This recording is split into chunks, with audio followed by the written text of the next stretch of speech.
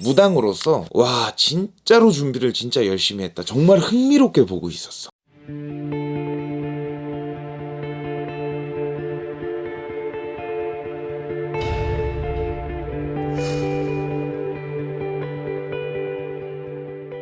안녕하세요. 오락산 꽃도령입니다. 네, 선생님 안녕하세요. 네, 안녕하세요.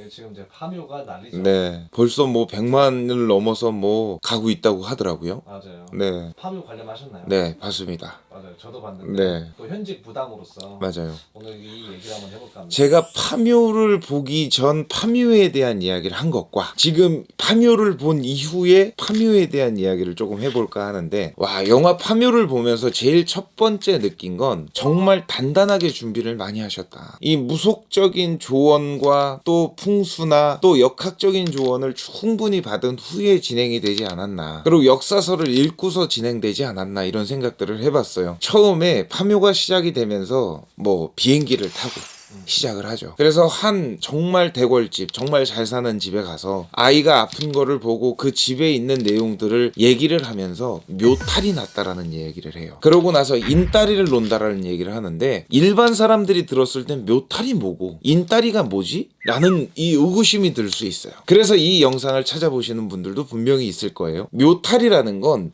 묘를 잘못 써서 생긴 문제거리들이 생기는 거예요. 인따리를 논다는 건 사람을 다치게, 사람을 아프게, 사람을 죽게 만드는 이런 것들을 놓고 인따리를 놨다라고 얘기를 하는데요. 자, 그 묘를 쓴 자리를 찾아다니면서 이제 풍수지리를 보시는 직관분께서 이 자리는 이렇고 저 자리는 이렇고, 장의사분께서도 뭐 이런저런 얘기를 하잖아요. 근데 그 얘기를 들으면서 무당으로서 와 진짜로 준비를 진짜 열심히 했다. 정말 흥미롭게 보고 있었어. 어느 집에 어떤 묘자리 어떤 묘자리. 그래서 옛날에 그러잖아요. 묘자리를 잘 쓰면 대대손손 부자로 산다. 묘자리를 잘못 쓰면 대대손손 망가진다. 이런 얘기를 하잖아요. 근데 그 내용 중에 그런 얘기가 있어. 그 묘에 갇혀있던 그분 이야기를 조금 하면, 나라의 관록을 먹고 높은 벼슬을 한 사람들이 쓰는 관에 사람이 묻혀 있는데 그 손주가 얘기를 하죠. 저희 할아버지 이 관을 통째로 태워주세요. 근데 그 관을 갖다가 이제 열게 되잖아요. 그러면서 그 혼백이 빠져나오게 되는데, 그 일이 실제로 일어날 수 있는 일이에요. 관을 잘못 건드리고 관을 잘못 열게 되면 집안의 식구들이 우환이 생기기도 해요. 사람이 정말로 죽어나가기도 합니다.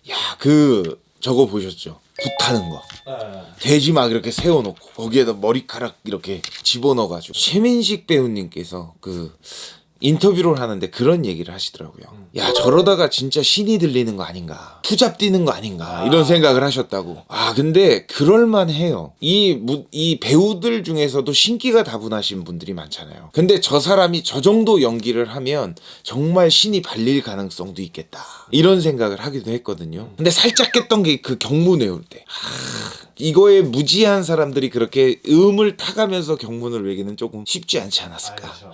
이런 생각을 또 해봅니다. 그러고 나면 땅을 파고 이제 관을 빼냈던 그 사람 역군 중에 한 분이 거기에 잘못된 것을 한번 건드리고 나서 동토가 나기 시작을 하죠. 사람이 아프고 사람이 다치고 사람의 문제거리들이 생기는 동토, 바람이 불기 시작을 하죠. 이러면서 이제 산으로 가기 시작을 하죠. 이제 그 얘기가 도깨비가 나오고 또 일본의 음양술사 얘기가 나오고 하는데, 와, 여기에 이것을 집어넣는 게 한편으로는 의구심이 들지만 내가 한 번만 더 보면 그것도 이해할 수 있을 것 같다라는 생각을 했어. 와, 진짜 영화를 짜임새 있게 무속적인 색깔을 집어넣을 때 집어넣고, 또 역학적인 색깔을 집어넣을 땐 집어넣고, 풍수적인 색깔을 집어넣을 때 집어넣고. 내가 진짜 깜짝 놀랐던 게, 내가 영화를 보면서 산에 막 이렇게 파묘를 하기 위해 올라가는데 여우가 나오는 거예요. 근데 옛날부터 음기가 강한 땅에는 사람을 묻지 않는다 그랬어요. 그래서 우리나라의 풍수명당이 그만큼 많다고 하더라도 이제 남아있는 풍수명당이 얼마 없다라는 얘기를 하거든요. 근데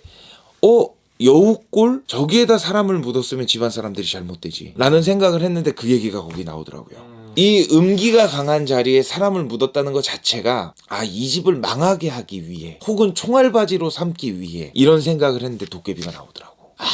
도깨비가 나왔어요. 도깨비가 이제 뭐 말피며 소금이며 이런 얘기가 나올 때 진짜 나는, 와, 저런 세세한 디테일까지 이런 생각을 했었어. 원래 귀신들은 말피를 보면 도망간다 그랬어요. 그래서 옛날에 귀신 들린 사람한테 말피를 이마박에다 묻혀놓으면 그 귀신들이 소멸을 해버린다 그랬거든.